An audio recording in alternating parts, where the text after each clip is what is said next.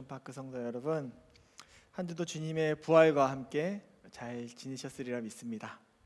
날씨가 제법 쌀쌀해졌습니다. 우리 성도님들 서로를 위해서 기억날 때마다 기도해주는 기도의 동역자들이 되기를 간절히 소망합니다. 벌써 4월의 마지막 주가 되었습니다. 시간이 참 빠르게 지나가는 것 같아요. 오늘은 사도행전 말씀 끝나고 마태복음 11장 말씀을 가지고 함께 매면 행복한 멍에라는 제목으로 하나님의 말씀 선포하겠습니다. 여러분 300이라는 영화 보신 적 있나요? 진짜 20년도 다 된 것 같아요. 2006년에 상영한 스파르타와 페르시아의 전쟁을 주제로 한 영화였습니다. 실제로는 그리스 연합군과 페르시아군의 테르모필레 전투를 배경으로 만든 영화인데요. 전체적인 줄거리는 그렇습니다. BC 480여 년경에 페르시아의 제르크세스 1세라는 자칭 신이라 불리는 왕이 그의 100만 대군과 함께 그리스의 작은 나라 스파르타를 침공합니다. 영화에서는 그렇습니다. 실제로는 한 30만 정도 갔다고 하네요. 거기에 맞서는 스파르타의 왕 레오나이다스, 그의 군대는 고작 300명. 정말 말도 안 되게 적은 숫자이지만 자신의 목숨을 아끼지 않고 국가와 민족을 위하여 싸웁니다. 비록 300명 모두 전사하였지만 페르시아군 10,000명 이상, 한 12,000명 정도 죽였다고 하더라고요. 그들의 이야기는 전설이 되어서 이들이 남기고 간 역사의 흔적과 함께 대대로 내려올 만큼 값진 것이 되었습니다. 여기에 나오는 페르시아의 왕 제르크세스 1세가 바로 왕후 에스더의 남편 아하수에로 남편입니다. 이 사진에 보면은 아까의 얼굴과 많이 다르죠. 아까는 빡빡머리에 이렇게 까만 사람이었는데요. 실제 얼굴은 이렇게 생겼습니다. 아하수에로 제르크세스 1세. 300이라는 영화를 본 사람이나 이 영화에 대해서 혹시 못 봤더라도 들어본 사람들은요, 남녀 할 것 없이 스파르타 군인들의 몸매 이야기로 흥분을 합니다. 제가 봐도 정말 남성스럽고 그 조각 같은 몸매가 정말 형용할 수 없을 정도로 눈이 부셨습니다. CG라는 얘기가 많이 있었어요. 그럼에도 불구하고 몸이 정말 멋있었어요.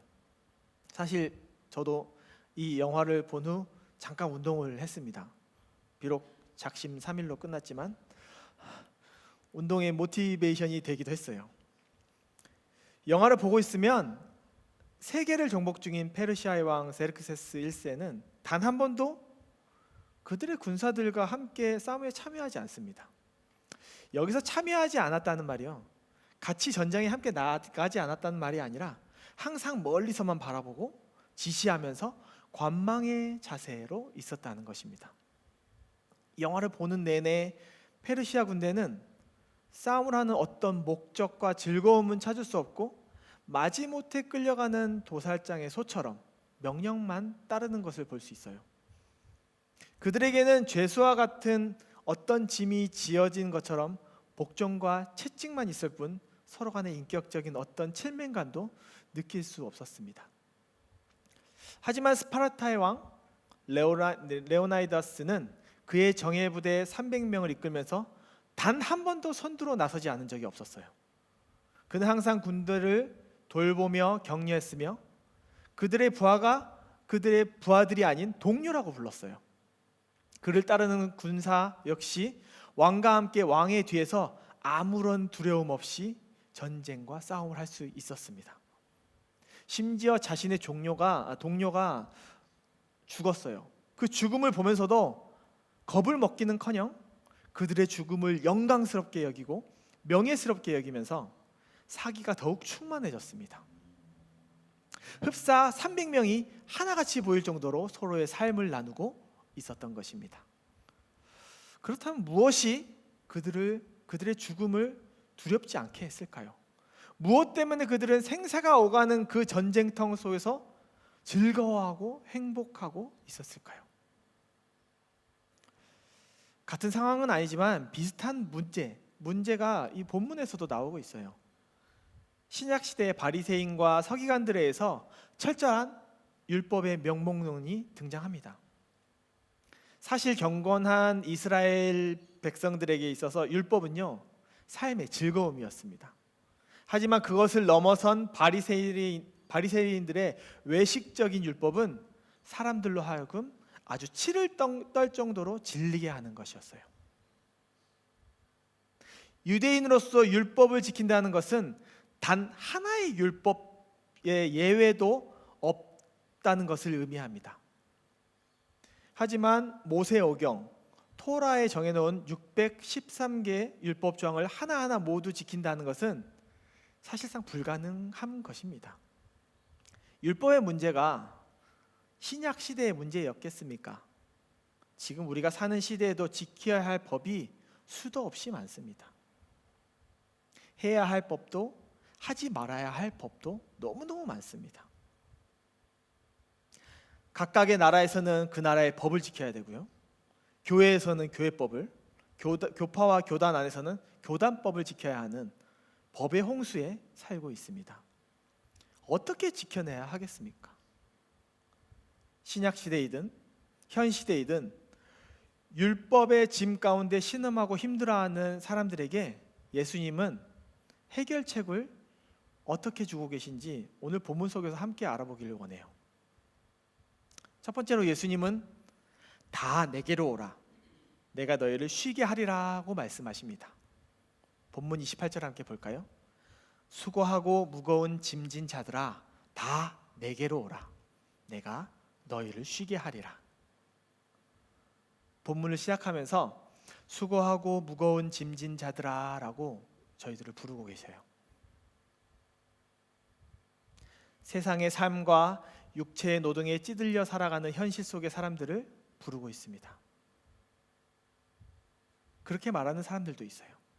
하지만 예수님께서는요, 육체의 무거운 짐뿐만이 아니라 마음의 무거운 짐으로 인해서 참 평안이 없는 사람들까지도 함께 부르고 계십니다. 모든 문제는 마음으로부터 시작한다고 합니다. 스트레스, 이것은 눈에 보이지는 않지만 세상에서 가장 무서운 마음의 질병입니다. 만병의 근원은 스트레스라고 할 만큼 그 악영향은 어마무시합니다. 매우 조그만한 마음의 고민으로부터 시작한 스트레스는 누룩같이 곰팡이같이 점점 그 세력을 넓혀가고 그 영역은 기하급수적으로 늘어나 자신이 감당하지 못할 만큼의 영향력을 미치며 인간의 삶을 좌지우지하며 삶과 죽음의 문제로까지 고민하게 합니다. 역시 그 배후에는요, 하나님이 아닌 사탄이 존재하고 있습니다. 마음을 지배하는 자, 그 마음을 다스리는 자가 세상 권세 잡은 사탄입니다. 사탄은 어떤 자그만 틈만 있으면 비집고 들어와서 아주 달콤한 속삭임으로 인간을 망가뜨립니다. 성경은 그것을 유혹이라고 말합니다. 죄의 유혹. 본문의 예수님의 시대 사람들은 율법을 지킴에 있어서 죄의 유혹에 흔들리고 있었습니다. 하지만 그들이 지켜야 할 율법은 작은 것부터 큰 것까지 정말 수도 없이 많았어요. 그것을 공부하고 조목조목 따져보지 않는 이상 어떤 것이 율법인지조차 모를 수 있었을 거예요. 이러한 율법이 이 시대의 사람들의 목을 조이고 어깨의 짐을 무겁게 하고 있었습니다. 지금이라고 뭐 별반 다르겠습니까? 그리스도인으로서 지켜야 할 것들, 성경에 말하는 법들과 양심이라는 도구에 비추어 현실적으로 우리들에게 다가오고 있어요. 물론 모두 지키기에는 불가능해 보입니다. 유혹이라는 아주 달고 맛있는 것들이 항상 저희들을 따라다니기 때문입니다. 어쩌면 세상과 등지고 산속으로 들어가 나는 자연인이다에 나눈 사람들처럼 홀로 하나님과 독대하면서 사는 게 답일 수도 있어요. 우리에게 무거운 짐으로 짐지우는 법들이 우리를 누르고 또 눌러서 더 이상 하나님 앞으로 나아가지 못하게 우리의 발을 묶을지도 모릅니다. 이때 우리 하나님께서는, 예수님께서는 우리에게 말씀하십니다. 다 나에게로 오라고, 그리고 나에게로 나오는 모든 자에게 다 쉼을 주겠노라고 말씀하십니다. 여기에서 말씀하신 예수님의 초청은 신약 성경을 통틀어 단 한 번 나오는 예수님의 직접적인 부르심입니다. 나에게로 오라. 내가 너희를 쉬게 하리라. 내게만 오면 쉼을 보장하겠다. 아무 조건 없이 나에게만 오면 내 안에 있는 평안은, 그 영원한 쉼은 너의 것이란다. 분명하게 예수님께서는 우리에게 말씀하고 계세요. 그렇습니다. 예수님은 하나님이셨습니다. 하나님이 친히 보내신 성자 하나님이셨고 그리스도이십니다. 그분이 그리스도이시기에 인간에게 참 쉼과 참 평안을 주실 수 있는 것입니다. 이것이 바로 앞절에 나온 27절의 내용입니다. 내 아버지께서 모든 것을 내게 주셨으니 아버지 외에는 아들을 아는 자가 없고 아들과 또 아들의 소원대로 계시를 받은 자 외에는 아버지를 아는 자가 없느니라. 분명히 아버지께서 아들에게 모든 것을 주셨다고 말하고 계세요. 여기서 말하는 주셨다는 이 위임은 하늘 아버지의 모든 권세를 의미합니다. 그리고 예수 그리스도만이 하나님을 계시할 수 있다고 선포하고 있습니다. 이로써 인간이 쉼을 얻을 수 있는 축복, 즉 선물은 예수 그리스도만을 통해서 받을 수 있는 것입니다. 사랑하는 오션파크 교회 성도 여러분, 세상에 있는 율법과 법들을 철저히 지킴으로써 하나님 앞에서 떳떳한 척 하지 마십시오. 율법의 실천이 여러분에게 참된 쉼을 주지는 않습니다. 그 어떤 행위로도 참 평안을 얻을 수 없습니다. 그냥 있는 모습 그대로, 부족한 모습 그대로, 연약하고 나약한 죄된 모습 그대로 율법의 완성이신 예수님 앞으로 나아가십시다. 그럴 때 예수님께서 여러분을 기꺼이 즐거이 받아주실 것이고요, 세상이 줄 수도 알 수도 없는 참된 안식과 쉼으로 여러분을 인도하실 것입니다. 시편 55편 22절은 이렇게 말합니다. 내 짐을 여호와께 맡기라. 그가 너를 붙드시고 의인의 요동함을 영원히 허락하지 아니하시리로다. 아멘. 여기에서의 쉼은요, 단순한 육체적 쉼을 넘어서 영혼의 회복, 하나님의 임재 속에 거하는 상태를 뜻하고 있어요. 그리고 현재적이기도 하고요, 미래적이기도 합니다. 예수님은 이 영원한 안식을 회복시키기 위해서 오셨습니다. 그리고 단지 종말론적 안식뿐 아니라 현재 우리의 삶 가운데서도 쉼을 누리게 하고 계세요. 그것은 예수님과 함께하는 인격적인 관계 안에서 이루어지는 쉼인데, 우리는 예수님을 통해서만 하나님 아버지께 나아갈 수 있고 오직 그분 안에서만 참된 안식을 누릴 수 있습니다. 예수님의 십자가는 죄의 짐을, 부활은 죽음의 짐을 벗게 하며 성령님은 삶의 모든 상황 속에서 참된 쉼을 가능하게 하십니다. 이 쉼은요, 자격 있는 자에게만 주어지는 것이 아니에요. 도리어 자신의 무력함을 고백하고 은혜에 기대어 나아가는 자들에게 주어집니다. 이것이 복음의 역설이면서 구원의 본질입니다.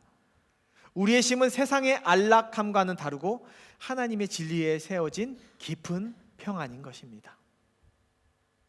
히브리서 4장 1절은 그러므로 우리는 두려워할지니 그의 안식에 들어가 약속이 남아있을지라도 너희 중에는 혹 이르지 못할 자가 있을까 함이라. 그리고 11절 그러므로 우리가 저 안식에 들어가기를 힘쓸지니 이는 누구든지 저 순종하지 아니하는 본에 빠지지 않게 하려 함이라. 사랑하는 여러분, 오늘 예수님께 나아갔다고 내일은 괜찮을 거라는 착각을 우리가 버리시길 바랍니다. 어제처럼 오늘도, 오늘처럼 내일도 매일매일 주님 앞으로 나아가 영원한 쉼을 얻으시는 여러분이 되기를 주님의 이름으로 소망합니다. 두 번째는요, 나의 멍에를 메고 내게 배우라고 말씀하십니다. 본문 29절 볼까요? 나는 마음이 온유하고 겸손하니 나의 멍에를 메고 내게 배우라. 그리하면 너의 마음이 쉼을 얻으리니. 멍에가 나오는데요, 멍에가 무엇인지 다 아시죠? 멍에는요 일반적으로 소 두 마리 한 결이라고 하는데요, 소 두 마리를 함께 묶어 일하는 도구입니다. 이 멍에는 구약 시대에는요 부정적인 표현으로 되게 많이 사용됐어요. 특히 전쟁에 잡힌 포로들이나 노예들에게 쓰이면서 강제 노역이나 억압과 굴복을 상징했습니다. 하지만 예수님이 말씀하신 멍에는 결코 부정적이지 않아요. 예수님께서 말씀하신 멍에는 단지 육체적인 공동 노동을 뜻하지 않습니다. 예수님의 멍에는 억압이 아니라 연합 그리고 동행의 상징입니다. 여기에 담긴 복음의 진리는 예수님이 우리의 짐을 함께 지시겠다는 약속이면서 제자도로의 초청입니다. 히브리식 명언 중에 나와 멍에를 같이 앉아 라는 말은요 운명적인 동역자를 의미합니다. 빌립보서 4장 3절에는요 이 말을 쓰고 있는데요, 빌립보 성도들을 지칭하면서 이 멍에를 사용했어요. 때론 부부를 나타내는 말로도 사용되었고요, 또한 스승과 제자 사이를 일컬을 때도 사용되었습니다. 결국 이 모든 의미는 긍정적인 거예요. 이 멍에를 매는 데는 두 가지의 장점이 있어요. 하나는 서로를 하나로 묶어준다는 것, 또 다른 하나는 일을 하기 쉽게 만든다는 것입니다. 이처럼 두 가지 장점을 모두 예수님께서 수고하고 무거운 짐진 자들에게 다 적용해 주시기를 원하세요. 예수님께서 자신의 멍에를 메고 예수님 자신에게서 배우라고 말씀하신 것은 부르신 우리들을 예수님의 동역자로, 부부로 혹은 제자로 생각하신다는 것입니다. 이것이 하나님의 은혜가 아니고 무엇이겠습니까? 시편 기자는 시편 8편 4편에서 사람이 무엇이기에 주께서 그를 생각하시며 인자가 무엇이기에 주께서 그를 돌보시나이까 라고 고백하고 있습니다. 예수님의 멍에를 같이 맨다는 건요, 예수님이 친히 우리의 인도자가 되어주시고 우리가 할 수 없는 것까지 나를 믿고 따라온다면 쉽게 해주시겠다는 의미입니다. 또한 예수님에게서 배운다는 말은 나를 제자로 인정하시면서 예수님이 가진 모든 것을 바로 옆에 붙여놓고 가르쳐 주시겠다는 말씀이에요. 이 말씀은 예수님이 여러분 자신에게 직접 하신다면 이렇지 않겠습니까? 인중아, 나의 멍에의 짝꿍이 되어주렴. 내 곁에서 함께 일하면서 어떻게 짐을 끄는지 배우고 내가 어떻게 하는지 잘 보렴. 너 혼자는 힘들지만 내가 너를 돕게끔 허락한다면 너는 그 무거운 짐이 가벼워질 거야. 나에게 기대보렴. 내가 너의 인도자가 되어줄게. 예수님의 멍에를 같이 맨다는 것은 예수님을 알 수 있을 뿐만 아니라 예수님이 가진 모든 것을 배울 수 있다는 말입니다.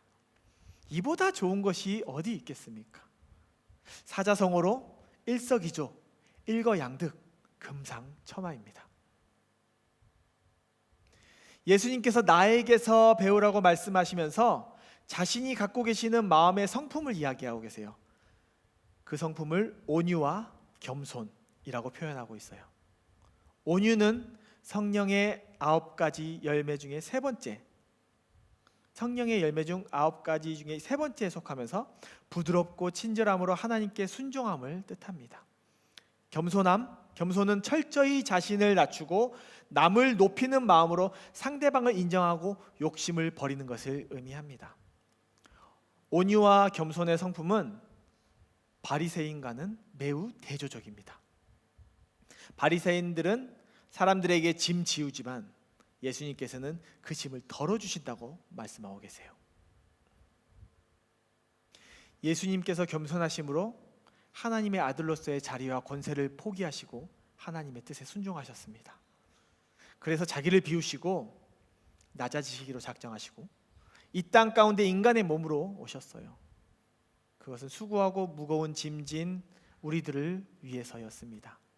사랑하는 OPC 가족 여러분, 마음이 온유하고 겸손하신 예수 그리스도와 함께 그분의 멍에를 같이 메고 그분께서 알려주시는 대로, 그분께서 가시는 대로 쫓아가시지 아니하겠습니까? 그분의 멍에는 억압이 아닌 자유이며 부담이 아닌 은혜입니다. 우리는 더 이상 혼자 걸을 필요가 없습니다. 가장 쉬운 길이고 가장 안전한 방법이고 가장 효과적인 방책이 예수님과의 멍에를 같이 매는 것이라는 것을 믿으시기 바랍니다. 마지막으로 세 번째는 너희 마음이 쉼을 얻을 것이라고 말씀하고 계세요. 본문 29절 30절 다시 한번 볼까요? 나는 마음이 온유하고 겸손하니 나의 멍에를 메고 내게 배우라. 그리하면 너희 마음이 쉼을 얻으리니 이는 내 멍에는 쉽고 내 짐은 가벼움이라 하시니라. 예수님께서 허락하시는 마음의 쉼은 앞서 말한 수고하고 무거운 짐과는 대조를 이루어요. 바리새인들은 우리에게 무거운 짐을 주지만 예수님께서는 우리에게 쉼을 주시겠다고 하셨죠. 하나님의 모든 권세를 위임받은 예수님은요, 우리에게 진정한 쉼과 안식을 주실 수 있습니다. 마음의 쉼은 구약의 예레미야 6장 16절에 하나님이 예레미야에게 심령의 평강을 주시겠다는 약속을 신약에 들어와 예수님을 통해서 그 마음의 평강으로 허락하시겠다는 말씀을 하시는 것입니다. 우리는 앞서 예수님의 멍에에 대해서 배웠습니다. 예수님의 멍에에 같이 들어가 한 조를 이루기만 한다면, 아무런 조건 없이 참여하기만 한다면 예수님께서 쉼을 주시겠다고 약속하셨어요. 그냥 육체적인 쉼뿐만이 아니라 마음의 쉼, 영혼의 쉼까지 보장하겠다고 말입니다. 영혼의 쉼은 우리의 영과 육의 삶의 총체적인 쉼을 말하고 있어요. 여러분, 예수님의 멍에는 결코 어렵지 않습니다.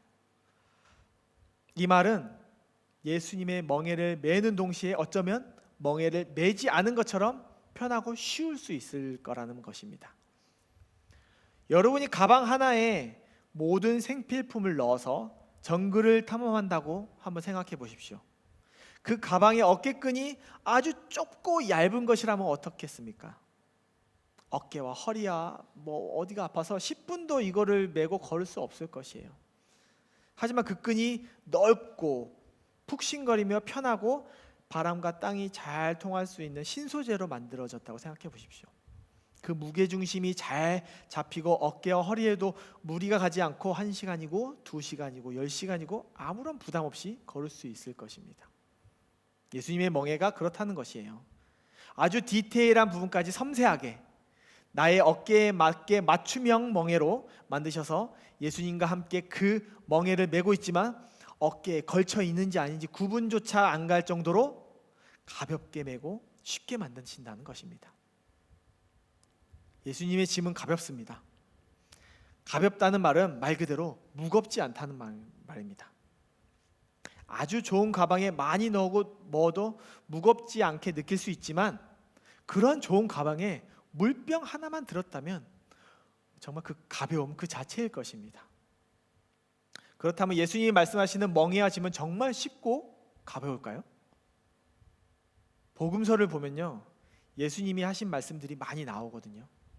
특히 마태복음에서 말씀하신 산상수훈을 예로 든다면 그 내용은 결코 지키기가 쉽지 않습니다. 거의 대부분 윤리적인 부분을 말씀하시면서 그 말씀을 듣고 지켜야 하는 사람들이 그것을 행하는 것이 쉽지도 가볍지도 않은 것이라는 생각이 듭니다. 하지만 예수님과 함께라면 그 멍에는 아주 쉽고 편할 것이며 예수님 안에 거한다면 또한 그 짐은 매우 가벼울 것입니다. 가장 중요한 것은 항상 예수님 안에 우리가 거해야 된다는 것입니다. 말씀을 한번 정리하겠습니다. 우리는 여전히 변하지 않는 세상 속에서 수많은 짐들을 짊어진 채 살아가고 있습니다. 선택의 여지가 없습니다. 문제는 어떤 짐을 메고 있느냐, 그리고 누구와 함께 메고 있느냐입니다. 과연 그 짐이 누구에게 속한 것인지 생각해 볼 필요가 있어요. 하나님이 우리에게 주신 짐은요, 예수 그리스도의 복음을 전하는 짐입니다. 바리새인들이 말하는 멍에와 짐이 신약시대 유대인들이 행하고 지켜야 할 모세의 율법을 의미한다면, 예수님이 말씀하시는 멍에와 짐은 그 모세의 율법을 뛰어넘은 예수 그리스도 말씀 그 자체인 것입니다. 성경이 말하는 많은 율법들과 십계명, 그리고 이 땅에 살아가면서 지켜야 하는 세상 법규들, 그리고 교회에서, 가정에서 세운 작은 규범들까지 단 하나도 놓치지 않고 지켜가며 살고 있는 것이 우리들의 현실입니다. 하지만 이것들로 인해서 우리들이 얼마나 많은 고통과 고민과 복잡하고 혼란스러운 생각들로 삶을 살아가고 있습니까? 여러분, 예수 그리스도 안으로 들어오십시오. 우리들의 수고와 무거운 짐들은 그리스도 예수의 십자가를 통해서 쉽고 편하고 가벼워질 것입니다. 예수 그리스도와 함께 매는 멍에는 즐겁고 행복합니다. 우리는 이제 그분의 멍에를 함께 매는 길로 초대받았습니다. 그것은 단순한 신앙생활의 방식이 아니라 우리의 존재 자체가 변하는 여정입니다. 제자도의 길이요, 은혜의 길이요, 궁극적으로는 쉼과 평안의 길입니다. 사랑하는 오션파크 교회 가족 여러분, 예수 그리스도와 함께 멍에를 매기를 간절히 소망합니다. 그 멍에 아래에서 그분의 음성을 듣고 그분의 발걸음을 함께 따라가십시다. 매일매일 주님과 함께 멍에를 메고 날마다 복음 앞에 무릎을 꿇고 예수님과 함께 걸어가며 참 평안과 쉼을 누리는 저와 여러분들이 되기를 주 예수 그리스도의 이름으로 축복합니다. 함께 기도하겠습니다.